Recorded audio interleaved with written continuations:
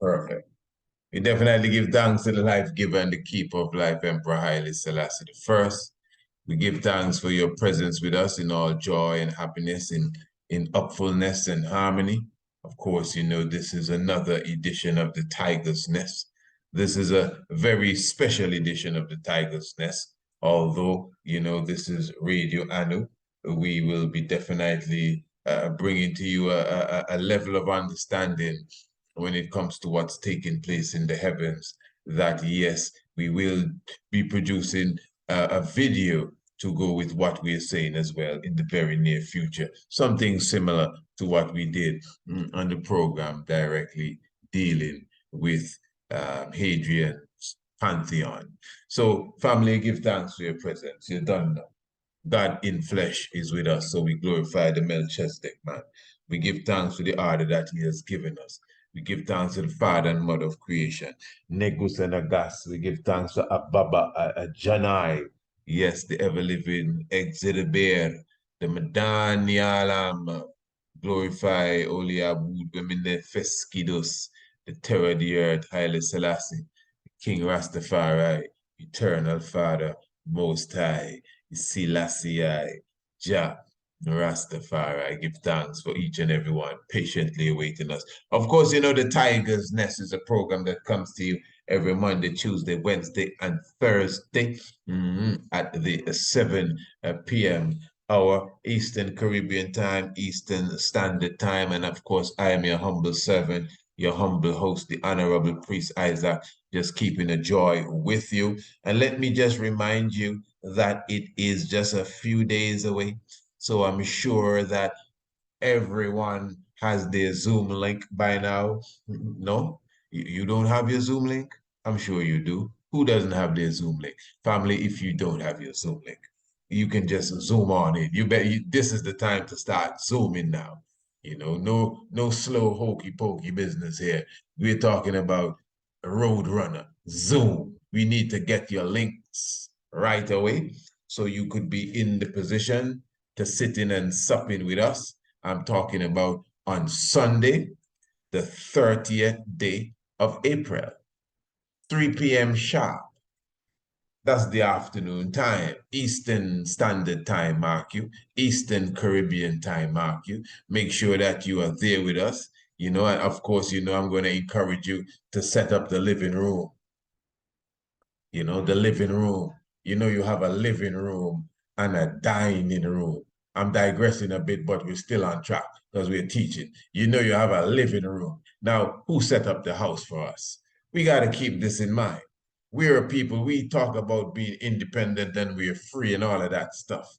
You know, Rasta man used to say that the houses that we live in are like coffins, you know, shoe boxes. You know, these are not the houses that we live in. Number one, let us take into consideration the concrete. The concrete itself, do you know, like when we were younger, the older people would tell us, do not put the battery on the concrete because the concrete would suck the life out of the battery. Now, a concrete house is much different than even a wooden house, you know. This is deep. No, this is some serious level. A concrete house is even, it has a different energy, has a different effect than a wooden house. A wooden house now is more connected directly to nature, but still, when you go to another depths when it comes to this understanding your habitation, do you know trees? Trees that have been abused, trees that have been cut down, you know, under mass deforestation. These trees have a different spirit, you know, a spirit of oppression and literally being raped at the hands of the wicked. It's a different thing altogether. Man, even when we cut down a tree in ancient Africa, we would have to go and talk to the tree and have a conversation with the tree and tell the tree why we have to remove it. So even trauma is in the houses made by trees. You think it was a joke. The tree is alive, you know. The wood you're getting has some level of energy in it and some memory retained in it. I'm not saying if you put the wood in water, it's going to spring roots. You may be surprised too. But you know for sure that the wood comes from a living tree. That's my point. And just like when you read in the Bible, and it says that they put a dead man in Elijah's grave, or Elisha's grave, and the dead man just touched his bones and he revived, which is symbolically showing you that even as a dead man, his bones had life and energy and some level of frequency radiated, whether you believe in the story or not, you know. So don't underestimate products that are made from trees, Rasta. You see, listen, remember the trees are living thing. Rocks living as well, you know. But at least science can agree that the tree is living as we see it grow, you plant it, it germinates and all of that. Science will tell you that rocks are not living, but we don't agree with that. But the point I'm making is that the trees now that create our environment, our houses, our furniture, X, Y, Z, whether you know it or not, there's a certain vibration within it. Where did it come from? Hmm? What type of tree is it? Did it come from Venezuela? Did it come from the Amazon? Did it come from Europe? And what type of logging brought it here? So now the house is set up. You have a living room. And I don't mind the teachings. This is why we're here. That's why it's the tiger's nest. We just jump from subject to subject sometimes just to encourage you to continue your path of gaining knowledge and information. So now I'm speaking about the house. The same house, whether it's built from concrete, which sucks a lot of energy, by the way, or whether it's built from wood. The individual that taught us to build a house, our chief architect, gave us a living room. And they gave us a dining room or dining room. A living one and a dying one. And the living one is dying to you. Because what are you living in your living room? What makes it a living room? You see, in the living room, you have your television. You have your radio. You know, that's the living room. So the television, for sure, everyone comes and sits around that, teaches you how to live. So whether you're watching Andy Griffith, whether you're watching The Smurfs, whether you're watching Family Feud with Steve Harvey, whatever you're watching, whether you're watching Rhapsody, whether you're watching, I don't know, Hip Hop Wives and them senior, it is teaching you how to live. That's the living room. This is where you culture yourself. What's the other room there again? The dining room. Dine now. What's going on in there? That's where you eat. Grave, gravy, anyone? That's where you eat. Your dining room. You get it. Mm-hmm. What about the bathroom? Sister knocking on the bathroom. Open the bathroom. Not to take a bath in it. To take, can I say that? No, I wouldn't say it.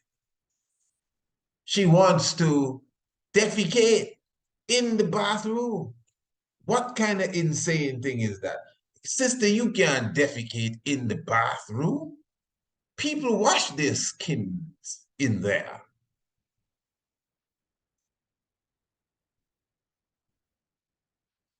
You can't do that. Look, it has the smallest window in the house.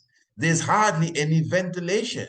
So how are you going to defecate in there, sister? Who taught you to do this? Come on, man. I thought you were independent. Free people don't live like this. No. Free people revere nature. Free people are happy to go in the bush. Oh, yeah. And give back to nature what it gave to the free person. That's how free people operate. Yeah, I know. Uncivilized. You can say what you want. But that's how free, independent people behave. So just keep your eyes open. That's why it takes some real eyes. You understand? That's why. It takes some real eyes to realize. That's why. Mhm.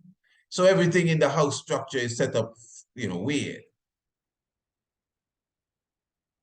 Most of us have a refrigerator in the house. Why do you really have a freezer? That's why if you're not really skilled, in preparing different delicacies, I tell man freezer always empty, ice in there. Because the freezer was designed to keep dead things. You go into any other regular person's freezer, there's hardly space to stick the icicle pop. Man, when a freezer pack, wow, it's like frozen rocks in there. Yeah, mini marg filled with frozen blood popsicle sticks and all, mutton, beef, chicken, put it in the sink and thaw it off. Yeah. So I'm just showing you the house is square. I'm just showing you, So the whole circular vibes of your African huts when you were uncivilized, that's gone out the window now. Oh, I don't even speak about the window. You know, with these windows here, these little holes, when you open them, you still only open half of the little hole in the concrete structure. Well, you gotta go and buy an air con unit now because you're conning the air.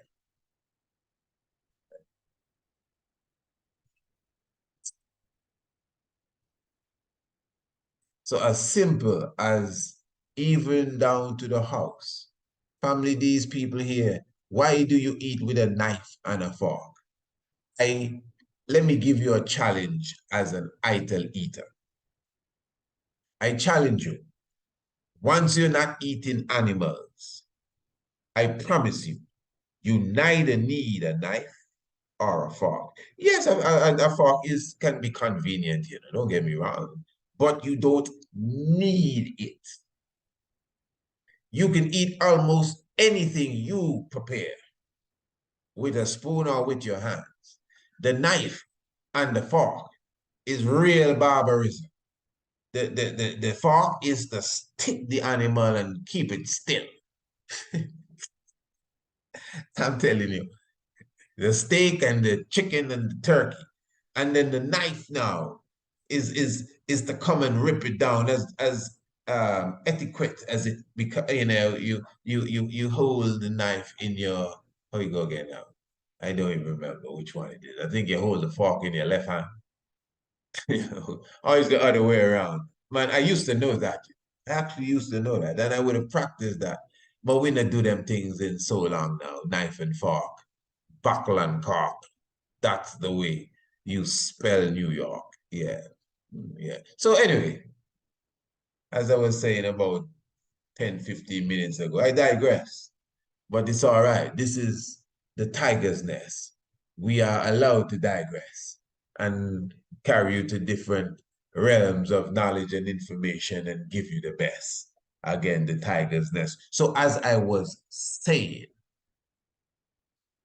you can turn your living room into a movie studio. And on Sunday, the 30th day of April, number one, we will be officially launching, or I should say premiering. This is the international premiere of our short film or short documentary film entitled Anu, the Ancient City. Beautiful. Only about 20, 25 minutes in length, you know, and this will open the festive atmosphere for that day. Then now, after that, we will have the relaunch of the international homeschool program. So make sure you are a part of that as well. Bring in the little ones. You know, as I said, make sure that you have all your snacks and everything prepared for that day. Then after that, the main event, Rastafari. We're going to be giving you the rudiments of ancient astronomy.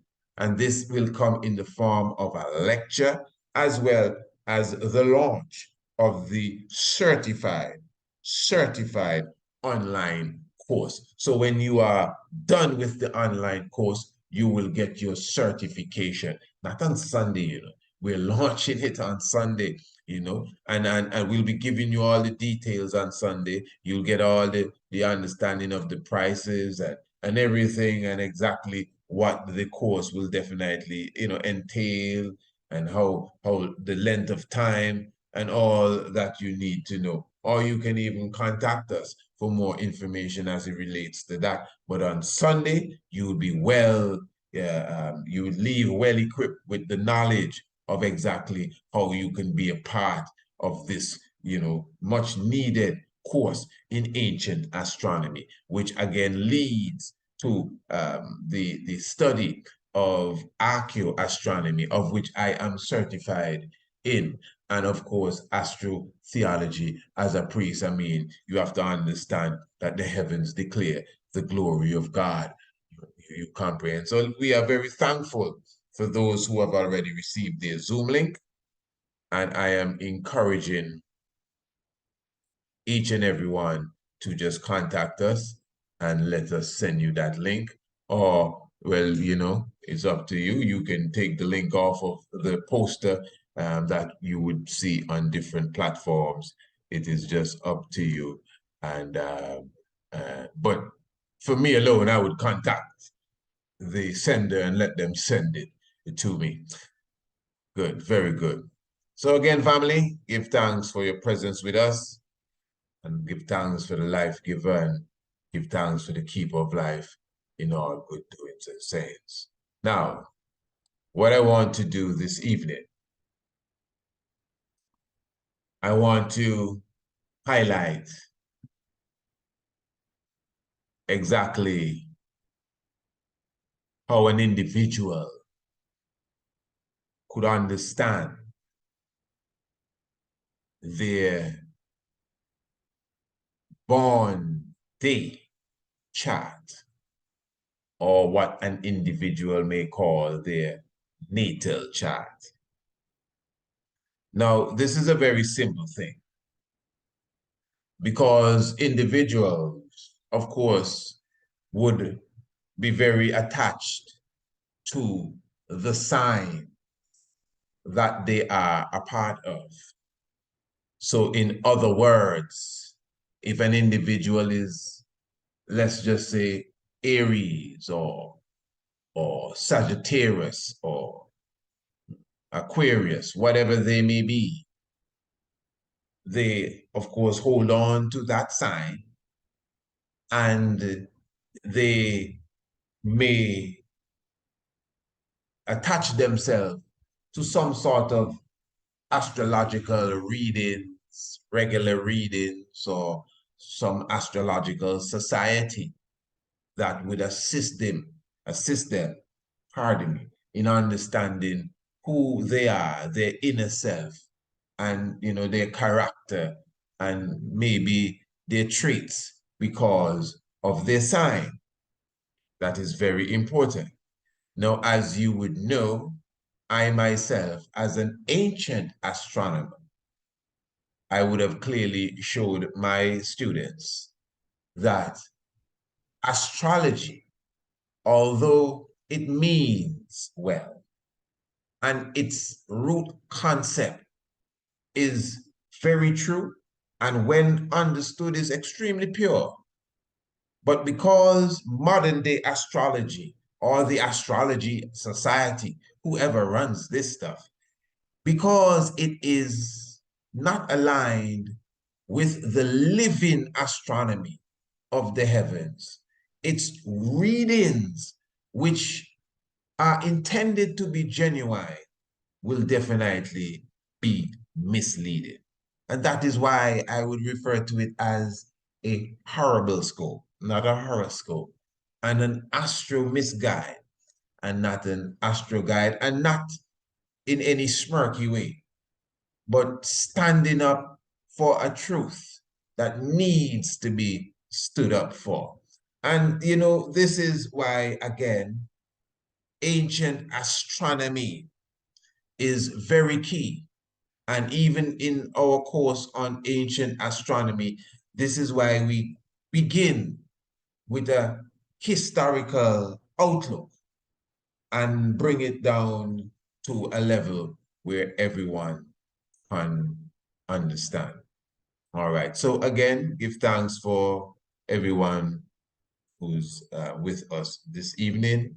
And this conversation will evolve into a, a video, which we would share as well, and make the access easy to each and every one. And of course, excerpts of it also will be used in different platforms for educational purposes, of course. Very good. So if we were to observe the heavens now, family, and what I want to do is to give you an idea again of how to detect what sign you're really under. That to me is like the main thing. And because your natal chart, especially in this modern time, is a very, very simple thing to understand or deal with. Now, there are different softwares that are available, what you would call, some call them planetary apps or celestial apps, digital sky charts. You have Starry Night, and there's one by the name of the solar system, or you could use what we usually use at this time, Stellaria.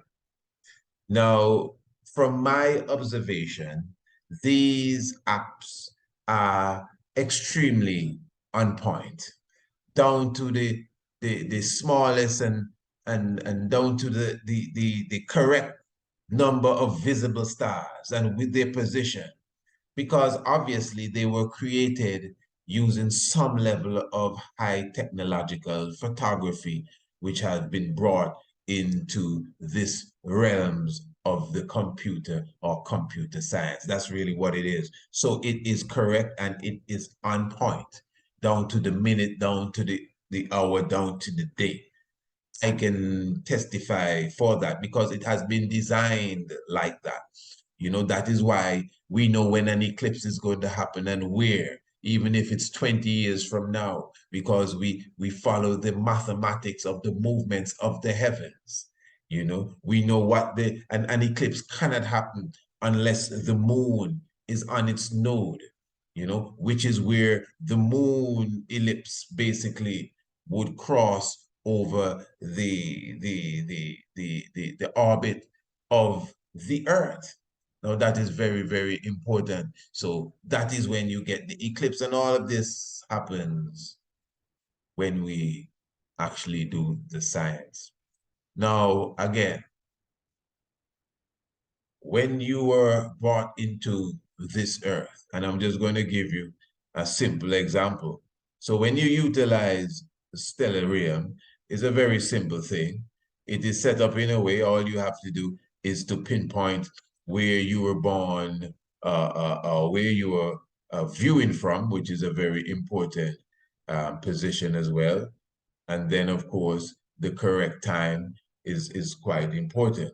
So let us just say we're looking at this evening, which is approximately 24 minutes after the hour of 8 o'clock. Now, when you use these sky maps and digital maps, there are different components that you can utilize. So you could definitely make the Earth disappear if you want to get a better view of the whole heavens. You can even make it darker so you could see even more pronounced stars. And then at the same time, you could add your lines so you could maybe detect and have a better understanding of what you're looking at as it relates to constellations. And then my least favorite, you can put in the pictures, which really have a Greek outlook. They basically look like the Greek characters, except for a few like the lion and the swan and, animals, really, the ram.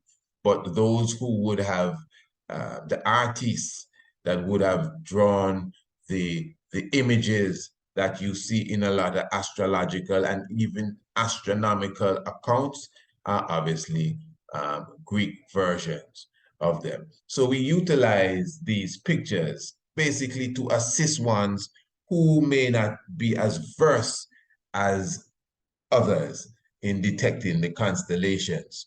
Now, even the lines are used to assist ones who are not as versed in actually reading the constellations without the line. But obviously, when we go out into the evening sky and we look up in the heavens, there are no lines to assist us. And we definitely don't see any Greek rendition or pictures up there as well that will, show us what is happening. So let me just give you a quick look. So right now you could see Mars is in between Gemini, perfectly in between Gemini.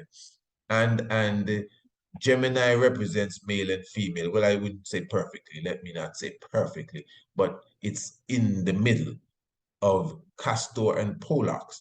But Castor and Pollux is really Shu and Tefnut from the ancient understanding, ancient astronomy. So Mars is basically in between them. And of course, the moon would have just passed over them not too long ago as the moon is in its movement through the constellations. Very good. So that is what's taking place even at this moment. So if a person was to be born like now, like as I'm speaking, just coming out of the womb, and this is the womb, and this is why it's important to know the exact time that you were born, because in a few hours the moon is not going to be in this position anymore. So if you were to send to the moon first of all, and as we said, let's just say it is 27 minutes after the hour of 8 o'clock. So 27 minutes after the hour of 9, and 27 minutes after the hour of 10, and 11 and 12, you can see the moon would be going further away. So it's 27 minutes after 12, 27 minutes after 1. So it's a new day as such.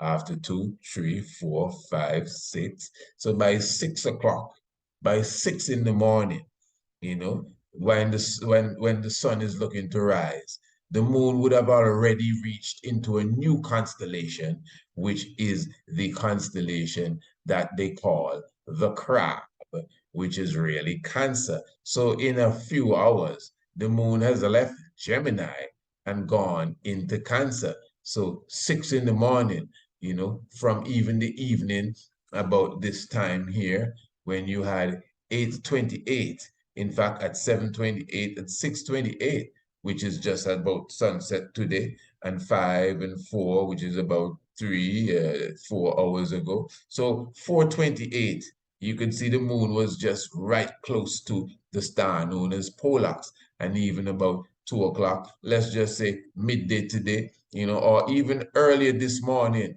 or about 8 o'clock this morning, you could see the moon was right aligned, perfectly aligned with Gemini. So within 12 hours, the moon is already out of Gemini, and by tomorrow morning, the moon will be inside a new constellation, which is the constellation of the Crab, which is called Cancer. But Mars is still there. Mars hasn't moved. Mars is still at the same spot, or at least so it seems. Mars is moving, but Mars is just moving very slowly in comparison to the moon. The moon is like the swiftest thing in the heavens. Now remember, all of this is apparent movement. And I must say, this is not the time to try to give the whole class. That's why we have the Ancient Astronomy course itself, as we take time to really bring you up to speed with apparent movement and actual movement and everything from an ancient astronomical point of view. All right. Now let us deal with it on the natal chart aspect. Now, I would have to use, I don't have to, but I always like to use my own birthday. At least it's one I am familiar with, obviously. And of course, I could take you through it with a better understanding too. So you have 1976, and you have the first month and the second day of the month. All right, good. Now, I am of the sign known as Capricorn. How many of you that are listening to this are of the sign of Capricorn? I just want to know. In fact, let me get even more serious here. This is important. 7, 8, 9, 10. 10, giving you the exact moment that I came out of the womb. 10:23, 10:24. Okay, good. Fair enough. Now, so family, let us observe this. What makes you the sign that they say you are? So I am Capricorn. What makes me a Capricorn? It means that when I was born, listen to me, family, when I was born, the sun was either on its way. Listen to this, family. When I was born, when I came out of the womb, the sun was either on its way to Capricorn or perfectly lodged in Capricorn. Fair enough. Now, when does the sign of Capricorn begin? Does the sign of Capricorn begin when I was born on the 2nd of January? No. According to the horoscope, the sign begins on the 22nd day of December. Now, so if we are to look on the 22nd day of December, 1975, and I'm using me as the example here. If we look at the 22nd day of December, 1975, this is the day when the sign of Capricorn would begin. This is very important, family. You would notice now, if you take a look at the stellarium or the starry night or any one that you choose, you will see that the sun at the time of the beginning of Capricorn is not close to Capricorn. It's not that far, but it's not in an approximate vicinity that we could consider the person born on the 22nd day of December as a Capricorn. So what would certify a person of being Capricorn? The sun would have to be on its way out of the previous constellation. Please follow me, family. The sun would have to be on its way out of the previous constellation and on its way to the constellation that is in the spotlight, which is at this moment Capricorn. All right. Again, Capricorn begins on the 22nd day of December. and ends around the 20th or so day of January. Now, you may say, well, Capricorn begins on the 23rd of December, some say the 21st, but it's not that much of a difference as it relates to the position of the sun. So when you go on the sky app, you can see the 21st, you see the 22nd, and you see the 23rd. Now, every day, you can obviously see the movement of the sun. So 10:23 or 10:24, anytime around that time, on the very same day, when you come back, the sun is supposed to have just a short, small difference from the day before in its movement through the zodiac belt constellations. Good. So again, family, I'm speaking as an astronomer here. When I was born, if not when I was born, pardon me, the time when I came into the earth when I was born, so before my actual birth, a few days before, the sign of Capricorn began on the 22nd day of December, so we are told. Now, if you look on a chart or any chart that I just described, on the 25th day of December, or the 24th, the 23rd, the 22nd, the sun is just about to enter into the constellation that is known as Sagittarius. So the sun is just about to enter Sagittarius on the 22nd day of December, which according to the horoscope is when the sign of Capricorn begins. Now, if the sun was in Sagittarius on the same 22nd day of December when the sign of Capricorn is supposed to begin, that doesn't disqualify the sign, because the sun might be just on its way out. In fact, the sun is supposed to be in the prior constellation on the day when the sign begins. It's supposed to be coming out. So in other words, follow me, good family, please follow me. I want you to get what I'm saying real good even before I show you about natal charts. Because if you don't comprehend where astrology has gone wrong, you will go wrong even trying to read your own natal chart. Please follow what I'm saying. Okay. So in other words,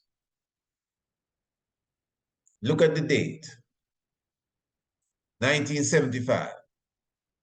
Let's go to 1075. Now, if you look at 1075, you'll notice the sun is not where it is as in 1975. In 1975, on the 22nd day of December, the sun was on its way to enter into Sagittarius. So again, 22nd, 23rd, 24th, 25th, 26th, 27th, 28th, 29th, 30th, about 30th, 31st, bam. I would say about New Year's Day.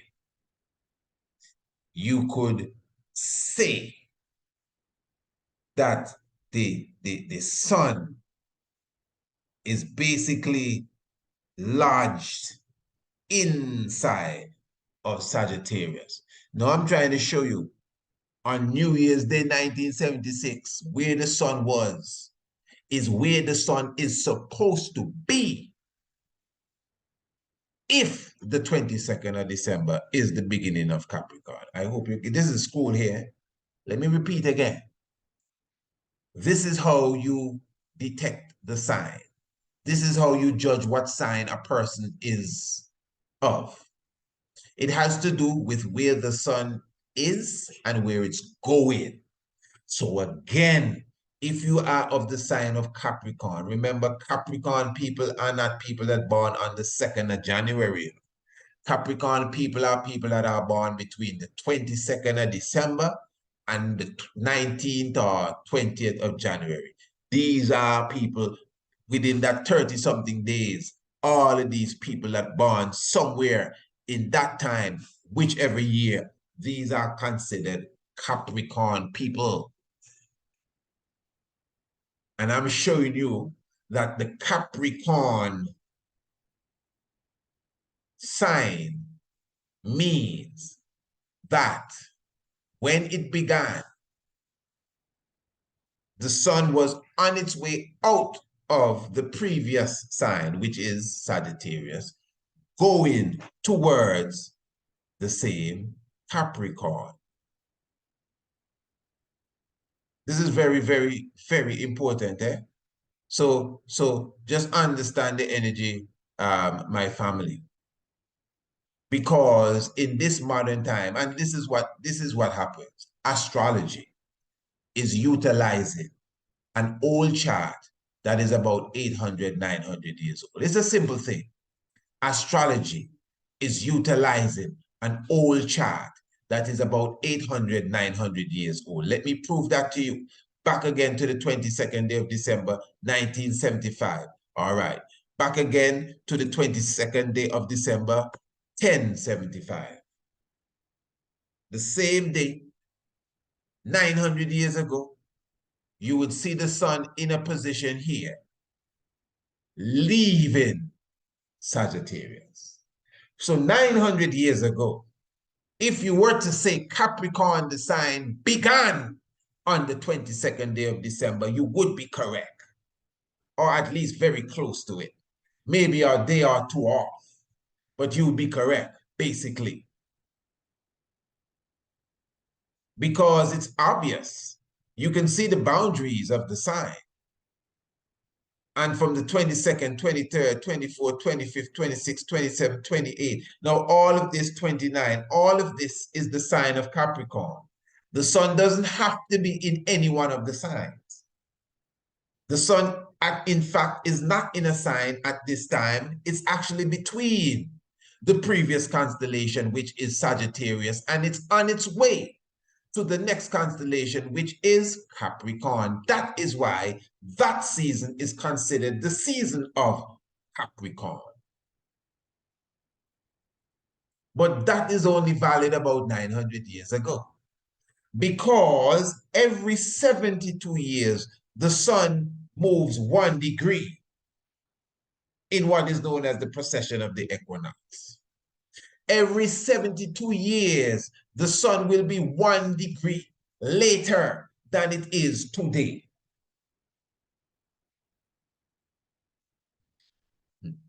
It has 30 degrees movement to make in 2,160 years, which is the time of an age.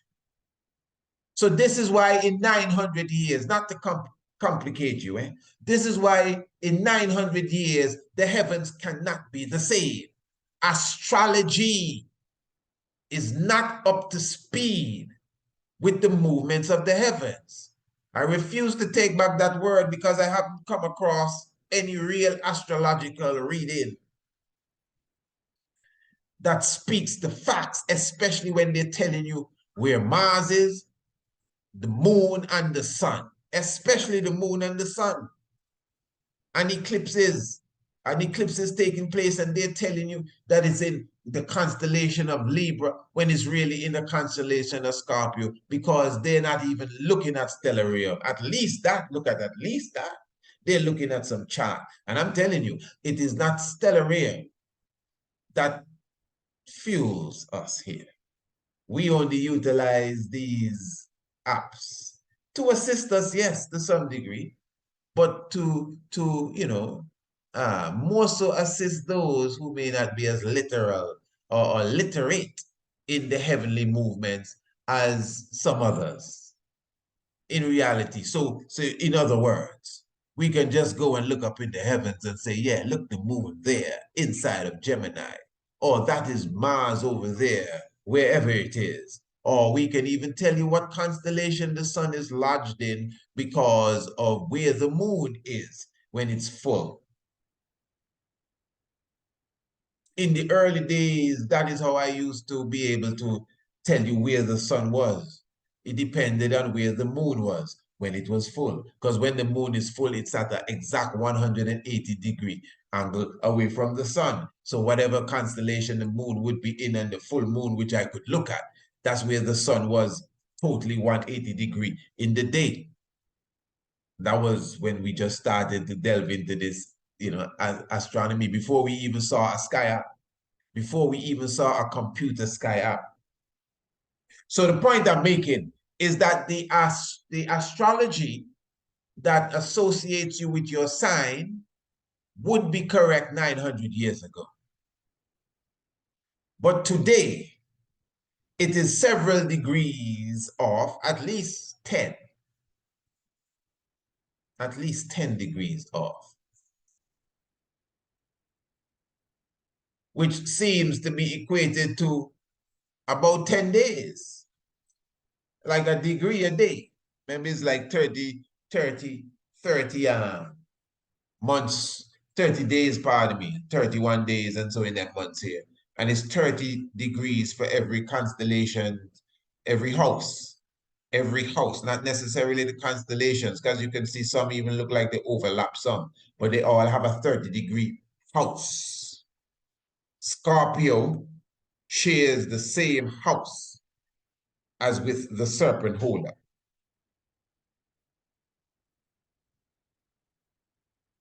This is serious, family. No. So I hope you understand that. So again, 1076 on the 22nd day of what is it? The 22nd day of December, you could see the sun was, coming out of Sagittarius. It was coming out on its way to Capricorn. And of course, that will lead it right onto the 21st, 20th day of January, where you could see the sun on its way out of Capricorn, going to Aquarius. Very important. All right. Now let's return now to 1976. Again, let's return to 1975, I should say, the 22nd day of December, and you see the sun is just coming into Sagittarius. So family, the 22nd day of December, in this time, is not the beginning of Capricorn. And I hate to break nobody's heart, because if you were born on the 24th, if you were born on Christmas Day, I am telling you, you are not a Capricorn. And this is not astro guide, this is not playing around with animals in the sky. This is ancient astronomy, because where the sun is when you were born is very important. So don't be upset with me. If you're serious about that, don't be upset. Just take your time and take it in. I'm showing you how to rectify it. You understand? So you don't have to worry with the readers. I'm showing you how to rectify it. I'm showing you even how to read, where not only the sun was, but where was Uranus? Where was Neptune? Where was Mercury? Where was the moon when you were born? All of that is important. So I'm not disqualifying you from your sign. I still associate with Capricorn. I will show you why. So now, again, the 22nd day of December, not just 1975, even 2023. It is not that different, because 72 years haven't passed yet for it to move back 1 degree. So it's basically looking like it's in the same spot. So on the 23rd of December last year and 1975, the year before I was born, the 24th, the 25th.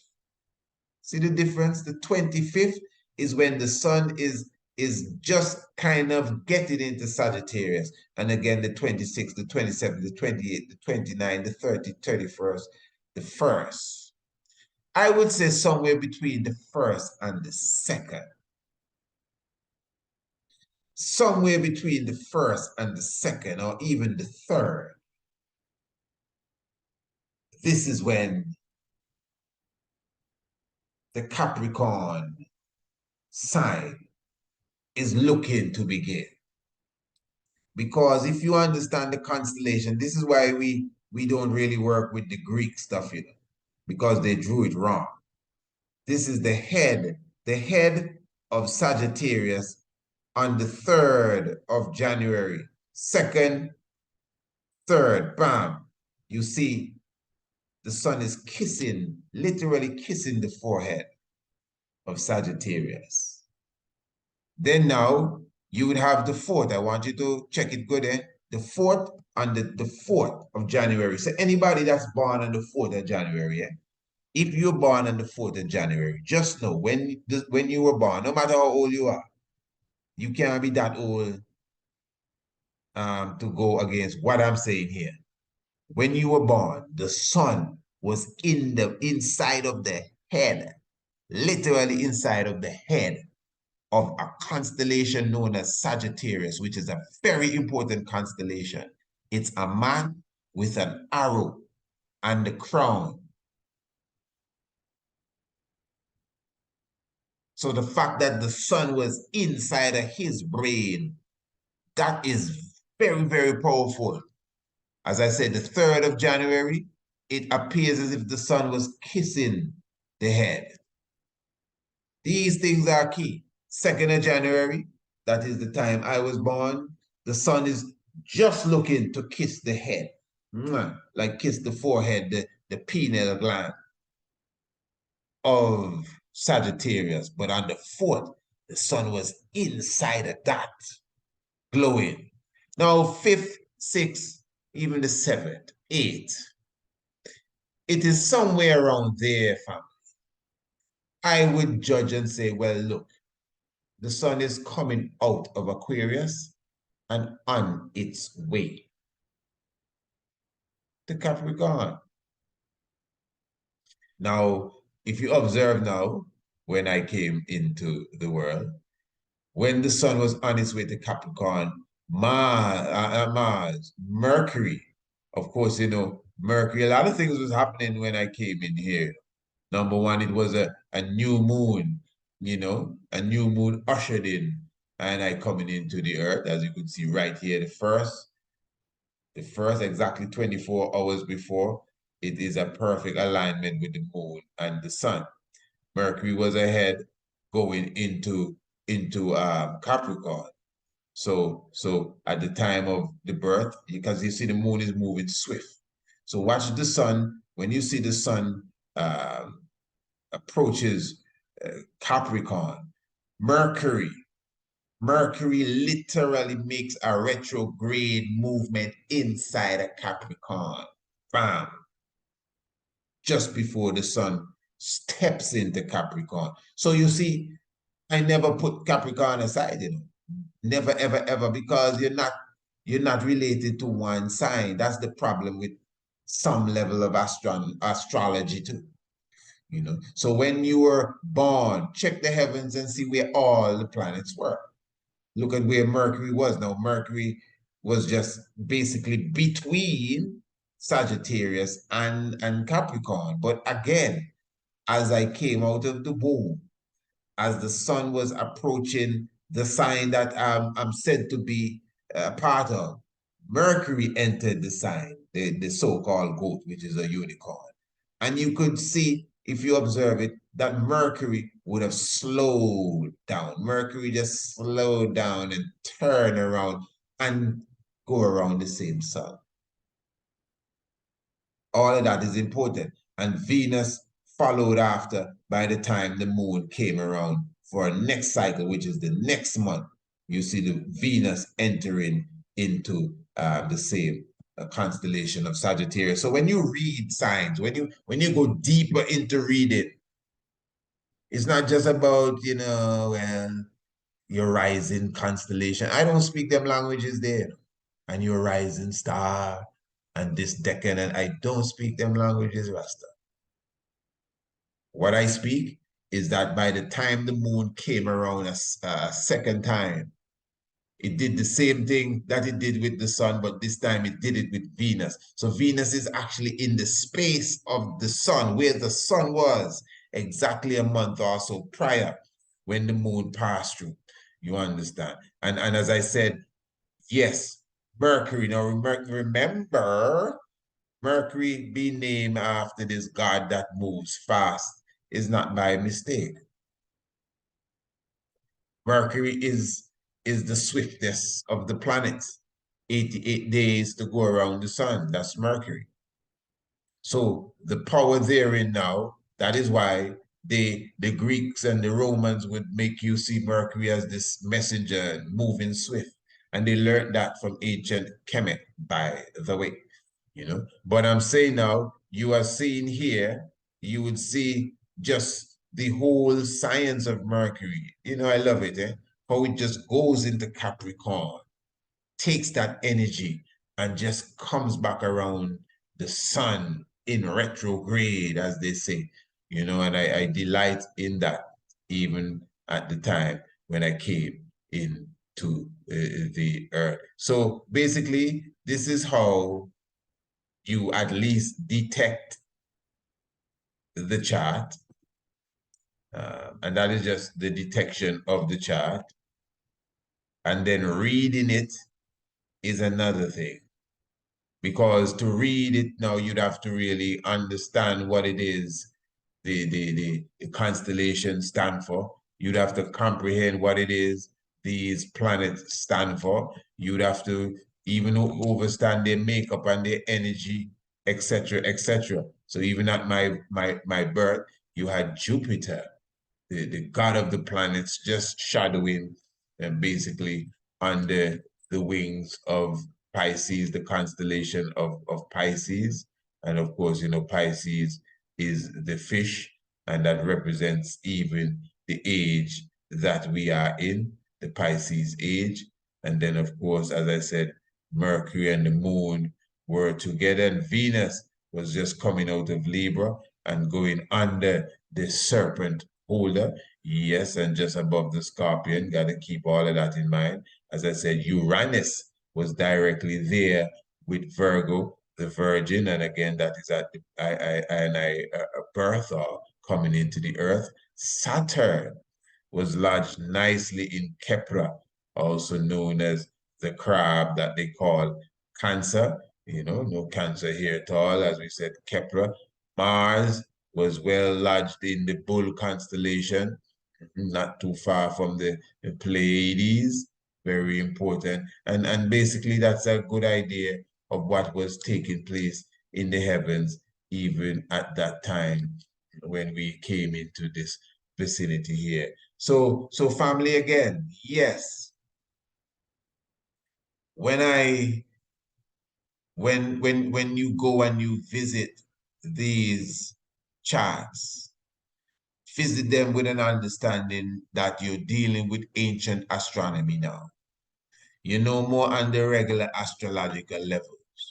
I'm not telling you not to study your astrology. Study it, understand its basic principles, but know that it's mathematics or it's off. Its geometry is off. Its living geometry is off. And that's just the reality of it. So once you know the value of these planets, know the value of the constellation, know the value of which one is in retrograde and which one is rising and which one is setting and helical rising and all of that thing. Once you comprehend the value of that, and then you can visit even these apps for yourself and know exactly what is where and where the eclipse is taking place until you become versed enough to look up in the sky and can point out almost every shining dot that you see to someone else until you reach there. Well, then, you know, as I said, I would do more, looking more into it. And when you visit, do not just take for granted that they say you're Aries. Do not just take for granted that they say you're Gemini. I would say if you were born very close or at the beginning of the sign, like on the 22nd, 23rd, 24th, anything like that, not more than likely, you are not that sign. That's for sure. Because it would have gone back at least 10 or so degrees since they would have been dealing with that level. So, family, that is the science we're bringing to you this evening as it relates to understanding, your natal chart and even how to connect yourself to what was taking place in the heavens when you were born. So obviously, I will say, I do dare say, that you would have or get a better comprehension of what ancient astronomy is all about, even just by joining us on Sunday on the Zoom, even just joining us on the Zoom. Well, obviously, when you take the astronomy course, that will take you to another level. But just being there on Sunday alone would give you a better comprehension of what this ancient astronomy is really, really all about. And so when you yourself go into your own chart reading, because you are equipped with the knowledge that you would have received from the ancient astronomy course, it will make it much, much, much easier.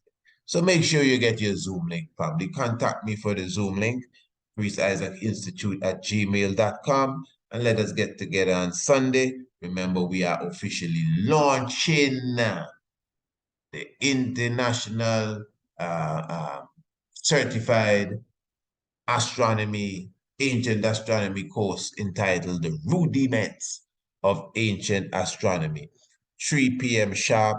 And of course, we are relaunching the international homeschool program. And don't forget the international premiere of the short documentary film entitled Anu, the Ancient City. So yes, family, give thanks for your presence. Give thanks to the life giver and the keeper of life. You don't know how it's going on. We always say it here. If you know your Bible and you do not know your history, the knowledge of your Bible will become a mystery. And of course, astronomy and astrology is with that too. And you don't know it takes some realize that are amongst us. I'm very thankful for each and every one that would have sat and supped with us, and of course would have paid keen attention to what we were bringing forward, and I'm looking forward to each and everyone's presence with us on Sunday afternoon. So I'm just going to return you now to the program that we came in the midst of a moment ago, and continue your listening right here on Radio Anu. Holy Manuel I, Selassie I, Jah, Rastafari. Yes, family, we definitely give thanks. Blessed love.